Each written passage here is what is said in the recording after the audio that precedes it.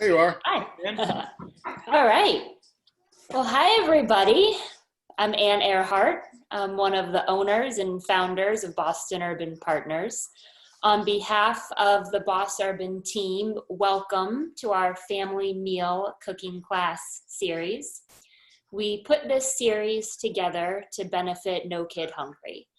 No Kid Hungry is an amazing organization that's doing really important work right now, helping feed children who've lost access to healthy meals as a result of the pandemic. We're going to talk a lot about No Kid Hungry with each of our chefs over the course of this series. Thank you so much for joining us tonight. We've had such a good time putting this program together, and we hope you all enjoy it. I'm going to hand it over to Sean Griffin, our Director of Hospitality, to introduce our very special guest, Chef Andy Husbands. Woo! Great, thank you, Ann. For those of you who don't know me, as Ann said, I'm the Director of Hospitality here at BosUrban Partners. I spent 20 years of my life running and operating restaurants here in Boston. I've known Andy for good portion of that. So a few weeks back, Ann, Jonathan, and I, and the rest of the BosUrban team got together and said, look, let's put together something fun, something that people, want to come out for, not another webinar on, how coronavirus is going to affect your business and, how to solve all of your problems. Let's do something fun and, engage the community out there, and engage the chefs and restaurant owners. And Ann said, well, let's do a cooking class. We're on these Zoom calls every day. Why can't we do a cooking class series on Zoom? I said, great. Called a bunch of chefs up. Said, okay, who are we gonna do this for? No Kid Hungry was the obvious choice. So many chefs in the city of Boston, immediately pointed to No Kid Hungry to be the charity of choice here. So Andy here, who has been supporting No Kid Hungry since probably before I was in the industry. Him alongside Jody Adams and Gordon Hammersley, the founders of No Kid Hungry, always point to as the original chef supporters here in Boston. So tonight, obviously, we've got Andy Husbands of the Smoke Shop. Recently released 2 amazing cookbooks, Pitmaster a few years ago, and then this past February, Backyard Barbecue, both of which I cook from. And he's here to show us a couple things, and most importantly, how to do a steak right. So Andy, I'll turn it over to you, and have at it. Hi, folks. Thank you. How to do a steak right. Geez, that's a lot of pressure. We'll see how I do. I've been involved with Shara Strength since, I think, 1988, believe it or not, just as a young cook, and then got more and more involved as years gone on. Pre-pandemic, it was 1 in 7 children are at risk of hunger. I have no idea what the numbers are now, but I'm sure it's skyrocketing. And so I thank everybody for helping out, everybody for the donations. Super cool. So let's get started. We're going to make a steak. We're going to make the best barbecue sauce, and we're going to make a potato salad. You might hear my twins in the background. I have twin 2-year-old girls over here, and they may pop in or not, but bear with me. I'm at home, and I'm a family man.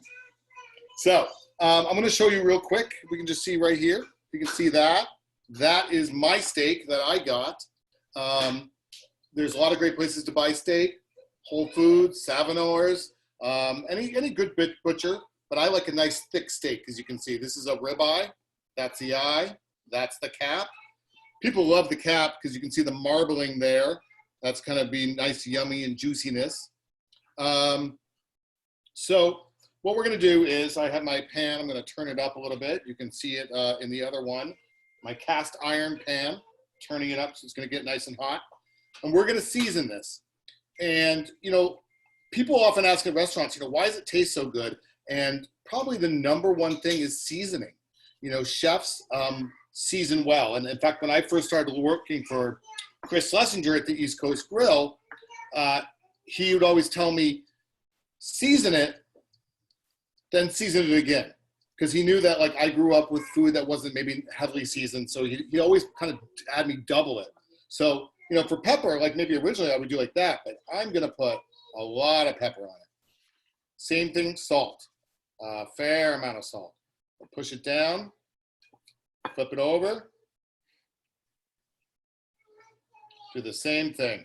Now you might at home be saying, well, that just seems like just too much salt and too much pepper. Well, it's such a thick piece that when you're cooking it, when you're eating it, you know, you're going to chew and the inside is not seasoned. So that's going to, as you macerate it or chew it, it's going to kind of season it. You might get a pop of salt in the beginning, but as you chew, it will season the inside and it will be perfect. So over here, if we can see on my other hand, are we seeing this one? Here you go. I have a cast iron pan, and I basically have it on full, and I'm going to put some oil in there. So a little bit of olive oil. And you can see how it's kind of ripply. That's kind of how I know it's hot. Moves around fast. It might get a little smoky in here. I may need to turn on the hood, but I'm going to try not to. But I just want it to be kind of, I can see the ribbon starting in the oil. I want to get it close to smoking. And I'm using a cast iron pan. You really want to use a thick pan, a Le Creuset, or something that's going to hold the heat. Because when I put this cold steak down, it's going to drop the temperature of the pan. So we wanted to keep that high heat to get that sear to happen. So I'm just going to look at it. I can see it's moving around pretty quickly. And I'm just going to go ahead and drop that on. And for those of you out there in the Zoom world that might be new to this, at the bottom of your screen, you see that there's a Q&A button. If you click that, you can type in a question for Andy, and I can read those questions out loud as we go along here. I would have liked it a little bit hotter, so I'm going to I moved it to the center burner so you can see it's over here now, and that's a little bit of hotter burner. And I'm going to, so if 10 is as high as it goes, or 11 is as high as it goes, you want to start off at that high number and then drop down to like an 8. So from high to medium high. You don't want to burn it, but you want to caramelize and get a really nice kind of sear on it. So I've got it going on pretty hot right now. Let me see this. Hold on a sec here. There we go. And it's going to start sizzling pretty good.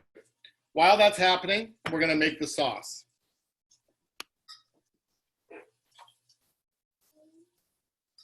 All right, so again, if you can see, I've got all these wonderful ingredients over here. And I'm going to show you as we go along each one and what we're doing with it. And we're going to go into this pot, which I think you can see right there. Is that correct, Sean? You can see that pot right there? Yep. Great. So pretty simple. And we're going to add vinegar and water. May seem like a lot of sugar. We have granulated sugar and brown sugar. This is the backbone of, I'm just going to turn it up a little bit. This is the backbone of most things, most barbecue sauces is kind of a gastrique, a sweet and sour, an agrodolce, as the Italians would say, right? So what we're going to do is kind of build this base of the sauce. And we're going to do is we're going to add, we're just going to bring this to a boil, this vinegar and sugar, and reduce a little bit. While that happens, and by the way, if you have the recipe, just so we're clear, if you have the recipe and I don't follow it, I apologize, but I am the worst at following recipes. I'm really, really good at writing them, just not good at following them. But I think I will. So garlic powder, we're going to add cumin, black pepper, salt, cayenne, mustard seed, and thyme. So, one more thing. Mustard. So I was telling Andy before we started here, you know, I made the sauce, last weekend, and I brought it up to my in-laws' house over Memorial Day weekend, and I tell you, it was a hit. You know, I bought tons of store-bought barbecue sauces, some that were, you know, claimed to be, you know, some of the best. Usually they just sit in my fridge. We went through a whole bottle of the stuff, and they were begging me to make it again. So what's great about it is it's amazing, but it's so easy. Also, I'm going to tell you that if you notice, guys, all the ingredients we're adding right now are shelf-stable ingredients. So how long will this last? You know, we would probably tell you in the book, I'm going to guess, we tell you it lasts a week or two. Reality, probably a pretty long time. Probably lasts as long until you're done with it. It is super stable and really good. I'm going to add my Worcestershire also. So what I'm doing is I'm bringing it to a boil. What we're doing here is we're making that gastrique, but we're also, think about the spices you have in your cabinet that have been there. That thyme has probably been there for, I don't even know, a year and a half. So what we're trying to do is pull that flavor out of it. We're trying to pull the flavor, so it's almost making tea is what we're doing right now. So we're going to bring it to a boil and make this tea of herbs and spices. Now, a lot of times I get questions. Can I add chipotle powder because I have some? Yes. What if I only have white vinegar and I don't have cider vinegar? Can I do that? Sure, why not? You know, if you want to add chocolate, I probably wouldn't eat it, but you can do whatever you want. I'm a big fan of believing that recipes are just guidelines. They're not necessarily biblical. So if we go over here real quick, can we see this steak? Can you guys see that? Right there, boom, I'll bring it over here. oh wow, beautiful. How beautifully golden brown that is. I'm gonna flip it over now. And I'm searing the other side. I'm gonna put my hood on for a second here, guys. I apologize, but it is gonna get smoky and the fire alarm will go off. But, so what I've done is Maillard, right, technique. It's the caramelization of the meat, right? The Maillard, I know my French is awful, but it's basically the caramelization of a protein or an amino acid that are above 305 degrees is when it happens. And so what I'm doing is kind of creating this crust and caramelization of the meat. Easy way for you to think about it is caramelized onions, or even easier to think about it is making toast. We're just taking the natural sugars and proteins and making it into something really tasty. And what I want is like this crunchy, salty, peppery outside, and then this beautiful silken, meaty inside. So that's kind of what we're doing here. And so I've just flipped it over. I still have it on like a medium and still cooking. Over here in this pot, if I can find my whisk, you can see that it's just slowly starting to boil. Did you hear that? That might have been my fire alarm. I'm a little concerned. I'm going to turn this up here. There we go. 1 second, please.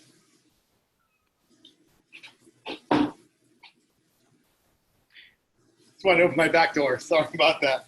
All right, so we're pretty close on the barbecue sauce, and the steak is cooking along nicely. So that means it's time for potato salad. So Andy, I've heard a lot of chefs talk about, you know, leaving the meat out before you cook it, before you put it on the grill, before you put it in the cast iron. Yeah.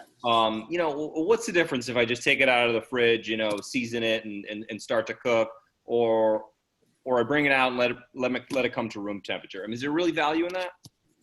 Yes and no. I mean, it depends on what type of steak you have, how thick it is, how thin it is. Mm-hmm. It's basically going from 0 to 60.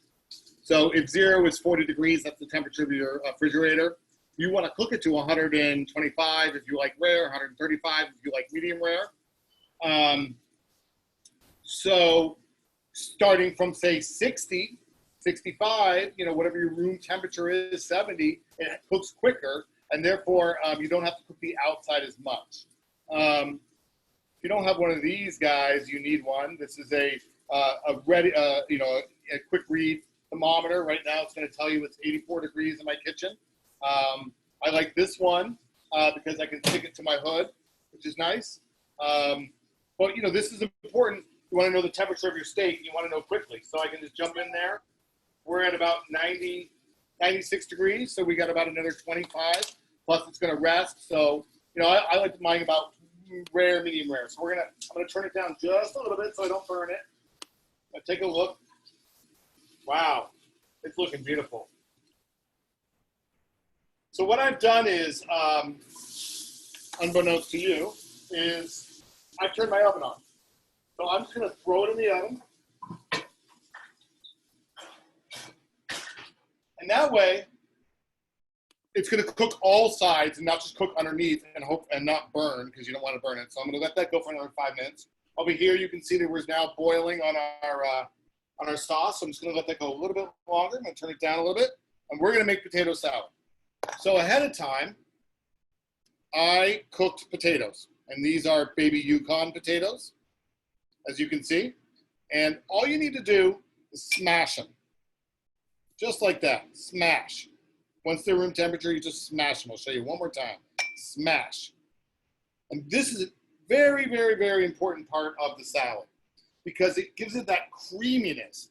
A lot of times when you're making potato salad, you're dicing, you're cooking the potato and dicing them, or you're dicing them.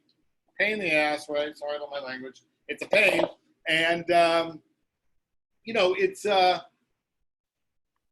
it's not necessarily advantageous for the salad itself, meaning that what this does is, I can show you here again, is I have a whole potato thing, and you can see that it's going to be kind of creamy, and so you're still going to get big pieces of potato, but you're also going to get these pieces that are going to mix into the mayonnaise mixture and make it kind of this creamy potato-ness. It's just an amazing, amazing, amazing salad.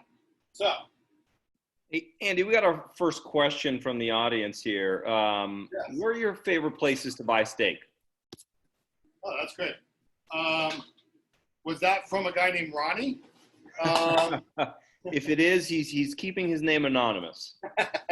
So I only say that because I love Savinore's. Savinore's is just awesome. I know that's where Tony Moss from Craigie buys his meats. Mm-hmm. A lot of restaurants buy meats, not just, that's obviously where Julia Childs shopped. So I'm a huge fan of what they do there.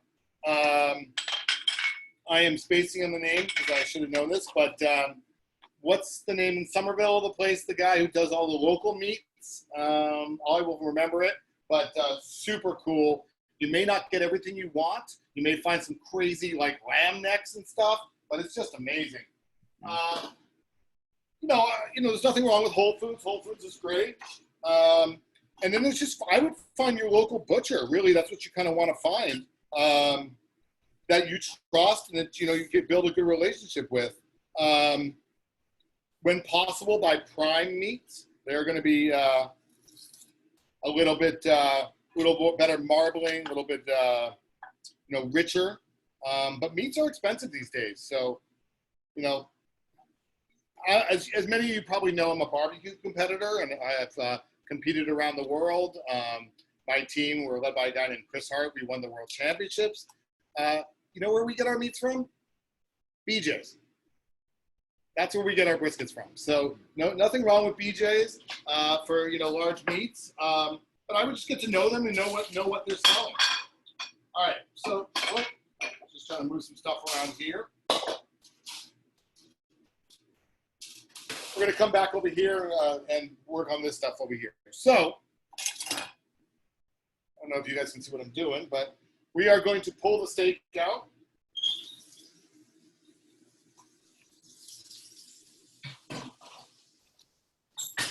I'm going to throw my thermometer in it.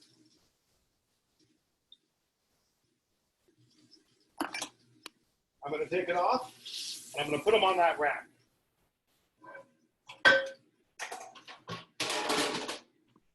So this is the key right here. I'm going to show this to you guys.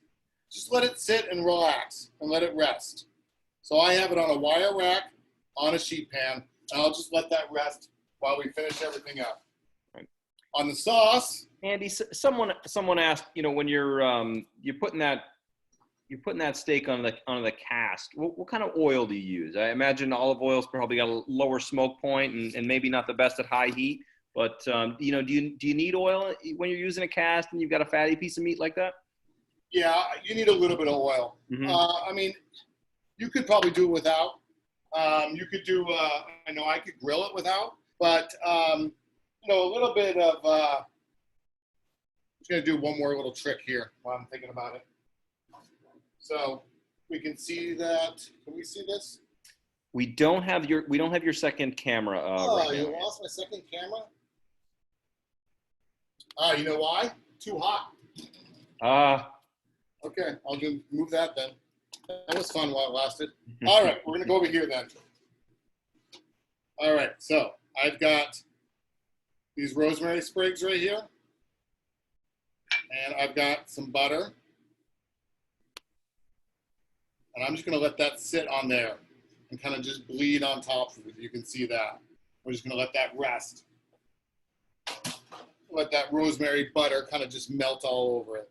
So I'm sorry about the other camera. It's just okay. So you asked me, the question was, what was the question again? Oiling the pan. Yeah. So olive oil is kind of my go-to, but you know, peanut oil is gonna smoke less, right? Sesame oil is gonna smoke more. Butter smokes a lot. People like to baste with their butter. Mm-hmm. I think that's all pretty cool. You know, whatever oil you have is fine. Yeah. I think people sometimes really focus on that, and unless you're using like a real flavored oil, just buy a really good steak. That's my suggestion. Mm-hmm. Yeah. So those oils, those neutral oils, olive oil, vegetable oil, they're not going to impact the flavor of your steak all that much. No, you know, but if you start doing sesame oil or you know Mm-hmm. some like Hazelnut oil. yeah. All right. So you can't see here. I'm going to show you, but I am stirring the tomato sauce. I just added all the ketchup, and I'm going to turn down the heat, and we're going to let that simmer, and that barbecue sauce is done. So that's how quick and easy that is. You saw it. All you have to do really is bring to boil the vinegars, the sugar, the water, add your spices, let that simmer for 5 minutes, add your ketchup, let it simmer for another 5-10 minutes. You're done. Easy. Put it in a jar, use it later. I do want to say one thing about the barbecue sauce, though. As you saw, it had a lot of sugar in it. So barbecue sauces, to me, are really meant to be kind of used as glazes. We're not necessarily cooking with them. You can put it on and finish with it, but it will burn. So you can't just like put it on a raw piece of chicken and then keep cooking it. Me, I would put oil, salt, pepper, grill the chicken, then baste it on, maybe let it kind of set on it, but not really go farther than that. All right, just gonna quickly, in this recipe calls for scallions. So, you know, people don't really always know what they mean when they say rings, but this is what we mean. Just really quick, really easy. Boom. We're gonna need celery for this, so here we go. I'm gonna cut some celery. This just takes a little bit of practice and you can get really good at it. It's a rocking motion. People do that, not me. I rock my knives because that's how they are designed to use. Boom, boom, boom, boom, boom, boom. Like so. And then we're gonna make the sauce. And this is the fun part. Is that too bright? Is that too yellowy? Should I go a different color? I think it'd be okay. All right. So mayonnaise. Right there. If you want to make an aioli, go for it. That's always fun. What kind of mayonnaise? Well, I like Cane's. That's really good. I'm a Massachusetts guy, so we got our, whoops, a little ketchup in that. So we got our mayonnaise. Mustard. Okay, I want to talk about this for a second. This is garlic powder. I'm adding it. Onion powder. I'm adding it. So people often, and I've seen people, you know, talk about, oh, I don't, you know, I like fresh stuff. I don't really think of onion powder and garlic powder as onion and garlic.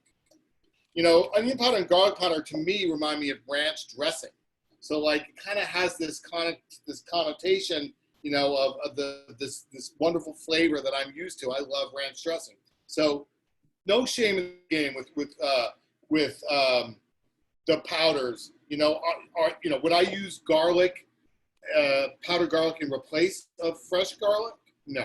But for this recipe, it's perfect. You got to add it. So one of the things I mentioned before is, you know, recipes are not not biblical. You don't have to follow them exactly.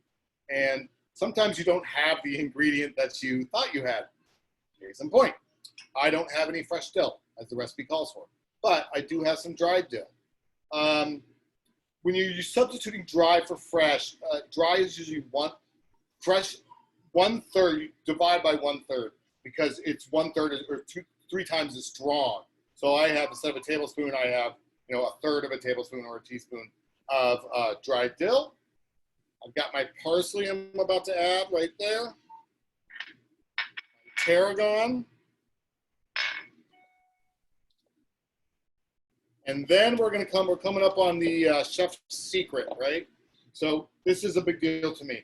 And, luckily my wife's not in the kitchen, so she won't see this, but this guy right here, fish sauce. This is an umami bomb. You must have this. Not too much. I can't put too much in, and my wife will go, oh, is there fish sauce in that? Because then I know she doesn't like it. So yeah, just a little bit. But my suggestion to you is, if you're grilling outside, sprinkle a little bit of this fish sauce on your steaks, on your seafood, maybe an hour or two before, just a little bit, and it gives it that umami flavor, that unbelievable, bring them back for more flavor. I like the ones with the 3 crabs on it. That's the brand that I like. So why this? Well, what do we normally add to potato salad? Worcestershire, right? What is Worcestershire, right? It's fermented fish, right? Fermented anchovies or fermented wheat, depending on which brand you buy. But so it's the same kind of thing, that same umami kind of situation. This is just more of kind of a chef's trick. It's just to add a little bit of that. What does it taste like? Well, some people may say it smells like socks, dirty socks. But to me, it's salty, sweet, delicious. And if you think you've never had it, you're probably wrong, because you've had pad thai, so you've had it and you love it. So definitely, that's a hard sell, I suppose, on fish sauce. Gonna add my celery. A few weeks back, Andy, I made your pork belly banh mi, and of course, we put the smelly socks in the vegetables for the banh mi. I tell you what a game changer it was. I mean, just like you said, umami bomb. That was the best banh mi I had ever had. Oh, thank you. Yeah. So I'm adding a little bit of lemon juice. I just kind of squeeze look, I'm at home. I don't need to wear gloves. If we were in the restaurant, of course I would be. But I just squeeze it into my hand, catch the seeds, let the rest run over. Thank you. The fish sauce is huge. A little bit in your scrambled eggs. Oh, it's the best. I get it that it doesn't smell great. I never said it did, but it is an amazing thing. So we've got our mixture here. It's mayo, mustard, all our other ingredients. We're going to add our potatoes. Now, this cookbook, Backyard Barbecue, probably best timed cookbook ever, because it's all about celebrations and family gatherings and getting together. All the recipes are kind of made for larger parties and stuff like that. So, this calls for 2.5 pounds potatoes. Cut it in half if that's too much for you. Cut it in a quarter. So, we're coming up. Andy, all these recipes you're doing today, they can be found in the Backyard Barbecue cookbook. The barbecue sauce and the there you go, any reputable bookstore. The barbecue sauce and the potato salad, yes. The steak is just me winging it. Yeah. So I bought this book a few weeks back, and noticed, very sort of different from Pitmaster, which you released a few years ago. That was, really barbecue centric. If you don't have a smoker, you got no business buying Pitmaster. But Backyard Barbecue, I find there's recipes, recipes for everybody in there. You don't necessarily need a smoker. It's not all about pulled pork and ribs and brisket. There's a wide variety of stuff in there for people to cook. Yeah, it's really made. the whole premise is about that nobody eats a brisket by themselves, or nobody cooks a brisket for themselves. So it's all about kind of just celebrations and family gatherings. And that's kind of what, to me, barbecue is about. You know, if you think about it, when I'm going to a barbecue, if you say that, what are you doing? You're going to see some friends, right? Maybe, you know, and there's probably going to be all these different things there, and you'll get to try. And we kind of created all different stuff. I mean, there's a tailgate chapter, which is really mainly grilled stuff. We have these unbelievable grilled ribs on it. There's a Taco Tuesday chapter. There's cocktails, unbelievable desserts. The desserts are phenomenal. So it's a great book. I'm really proud of it.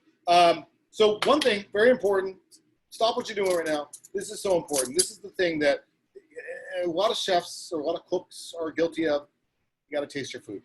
You have to. And so, I mean, I already got a feeling that it's going to need salt and pepper, but, oh yeah. So, pepper.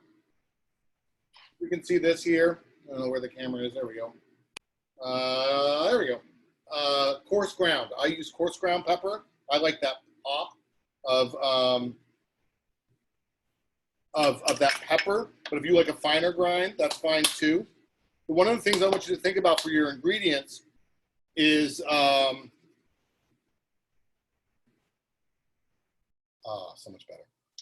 One of the things you want to think about with your ingredients is the size. So if you think about salsa, you could take your salsa ingredients, let's say you dice them all nice and you put them in a bowl, and lime juice, salt, pepper, stir it up, and there's your salsa. And you're getting chunks of tomatoes and bites of onion and pops of jalapeno, and it's absolutely delicious. But you could take those same ingredients, exact same ingredients, put them in your blender and puree it. Still gonna be super tasty, but it's not gonna be those pops. So it just depends on what you like. Do you like your salsa pureed, or do you like your salsa chunky?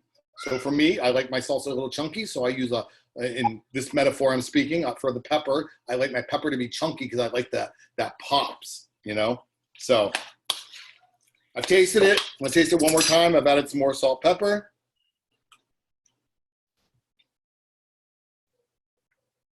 I wish you could try this. This is one of the best potato salads ever. And you might be saying, well, Andy, it's in your book and you wrote the recipe. Of course you're saying that. That's not true. It is in my book. I didn't write the recipe. I wrote this book with a guy named Will Salazar, Chef Will Salazar. This is his recipe. I cannot say I created this recipe. When I tried it, when he made it for me, I was like, this is just amazing. So he did a good job, Will. Thank you. Sauce is done. We've been cooking it. I'm going to get a plate behind me. So Andy, a couple other questions from the group. A number of people are enamored with your knives there. What's the brand make of that knife you got on the counter? Let me tell you something about chefs. We have lots of knives. Actually, this one I really like. This is Ergo, E-R-G-O, Ergo knives. I do an event at Mohegan Sun every year, and they gave this to me last year, and I really like it. It's really kind of cool. It's not a knife I would normally buy for myself. I get a lot of custom knives made for me by a guy named Adam in Cambridge, Adam Sima, and his knives are awesome. And those are the ones I use. But in my kitchen here, when there's other people coming through, I'm not leaving my nice knives in this kitchen. But that's the one that's awesome. So, but I want to just say, if you're looking for a good knife, people are always thinking about, oh, I want a good knife. I want it to be sharp. All new knives are sharp. Okay, so it's not always the knife. What you want is a well-built knife. If you're looking for a kitchen knife, like a chef's knife, it's going to cost you between $100 and $300. That's what it's going to cost. And then it's about how you sharpen it and using a steel, which is not sharpening, that's just straightening. So really you want to buy yourself a good knife, and then you want to take care of it. You want to look on YouTube and learn how to sharpen it with a whetstone or a tri-stone or whatever you choose to do. You can take it to Kitchen Arts on Newberry Street. They'll sharpen your knives for you. They do a great job. So all new knives are sharp. You know, just buy a good knife. Spend the money, buy a good knife, and you're going to need to sharpen it. And more than once a year, more than just Thanksgiving. What other questions you got for me? I got all night. Let's go. All right, so barbecue. Andy, when I first met you, you were the chef at Tremont 647. Yes. Barbecue wasn't really, part of the menu over there. No. But people still knew that you had a passion for it. Yes. How'd you get involved in barbecue? Where are the roots? Well, the main route, my mentor is Chris Schlesinger of the East Coast Grill. The biggest fight I ever got with him was about Jake and Earl's, and he really wanted me to. Work. He told me, "You're going to go work in Jake and Earl's," and I'm like, "No, I want to be a fancy chef." And he's like, "No, you're doing that." And we fought forever. And of course, the one thing you learn as a young chef is the owner is always right. So, I worked there, and it kind of, to be true, I'm 22 years old at this point. I had never had a real rib, and I had never had real pulled pork, and I had never had real brisket. I grew up in Seattle. I didn't know. And when you try great barbecue out of a smoker, it is mind-bendingly awesome. And then my best friend, Chris Hart, he's our team leader of Team IQ. Him and I just got together and started competing in barbecue competitions on a lark. Think of it as a weekend of fishing or golfing with your buddies. A lot of competition, a lot of cussing, a lot of bourbon. And we were really, really great at the last two, maybe not the competition, for about 5 years. And then, we just started to learn how to win. And we ended up, fast forward many years, our team became the first non-Southern team to win the World Championships of Barbecue. And this is all when I had 647. This is before I opened up the smoke shop. And when I knew that Tremont was winding down on its 18th year, I kept it till 20 years. I had to think about what was next for me. And it was brought to me, somebody asked me, "Why aren't you doing barbecue?" And I had never thought of that. Truth be told, I was thinking about opening izakaya.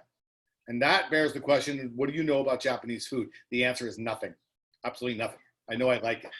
I don't know. I just thought that would be fun. But I thought about barbecue, and I just love it. I just love everything about it. And what I really love about barbecue is what it connotates. And that's family, that's friends, that's celebration. And I cannot wait to get out of this box on Zoom and get back in my kitchens full time and be doing that, because that is what we love to do at the Smoke Shop. Awesome. Thank you. One other question here. So we've got a steak. We've got some, barbecue-esque accoutrements. Yeah. What are we drinking with this tonight? Me, probably a glass of Angel's Envy. On the bourbon, yeah. Just one. Mm-hmm. Two.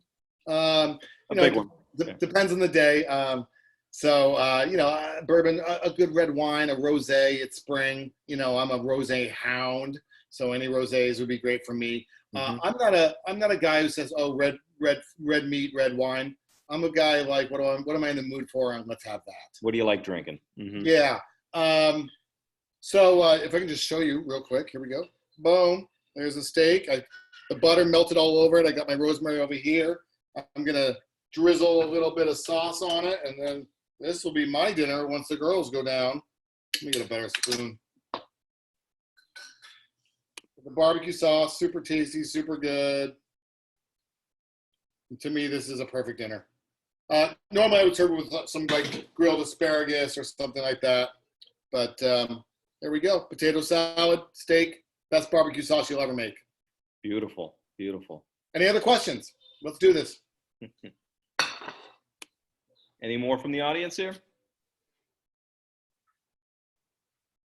While we're waiting for some questions for Andy, I'm just going to put up the link to make a donation. Obviously, the attendance to this class was free, but as Andy said, there's no better time than now to donate to No Kid Hungry. Pre-pandemic, I think it was about 1 in 7, as Andy had said, are facing hunger. Post-pandemic, you're talking about 1 in 4. And that's what it was years ago. Yeah. And by the way, do you know what a family of 4 gets per person per meal to eat on federally assisted programs? It's about 55 cents. 55 cents per person per meal. Mhm. How do you live on that? And then the worst part is, I don't want to go off too much on this, but so so school lunch, school breakfast is free, right? And a lot of children, this is how they're eating. They go to school and they get free breakfast and they get free lunch. Well, guess what? When school's not in, what's happening?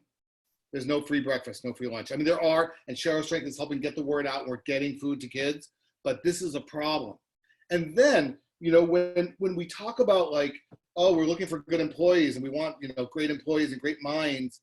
Well, how do you think that happens? That's through learning. Well, what happens when you start feeding children breakfast every day? What amazing thing happens? So surprising. Test scores go up. Attendance goes up. Disciplinary goes down just by feeding a child breakfast. This is what Cheryl Strength does. They fight for this. And, this is why you say, why am I involved in this?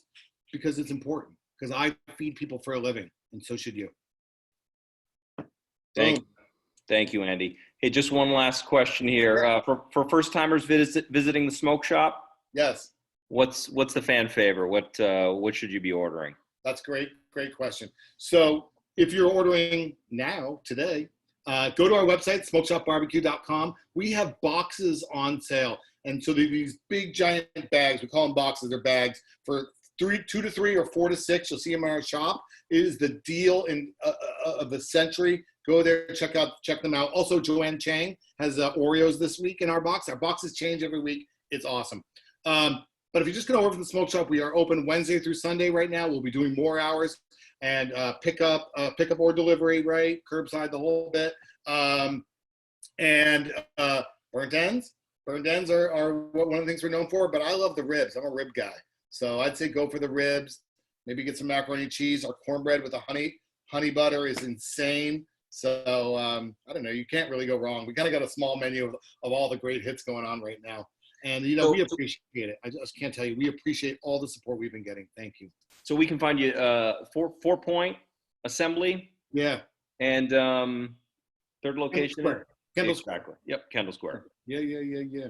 Awesome. Great. Find me on Instagram. Find us all on Instagram. Come follow me. Let's do this. Appreciate it, Andy. Thanks so much for doing this. I just put in the chat bar where you can go to donate. We appreciate everybody's support tonight. And again, this is a series. Andy, thanks for being the first. But this coming Sunday, we've got Michael Serpa coming from Atlantico, Grand Tour, and Select Oyster. My business partner, Jody Adams, the following week. Colin Lynch, Tony Moz, Joanne Chang. We've got Boston's Best doing this here with us, and again, all to support No Kid Hungry. So thank you again, Andy, and I think that's it. Hopefully, we'll see many of you back on Sunday evening. Awesome. Thank you, everybody. Thank you very much. Thanks again, Andy. Take care. Bye.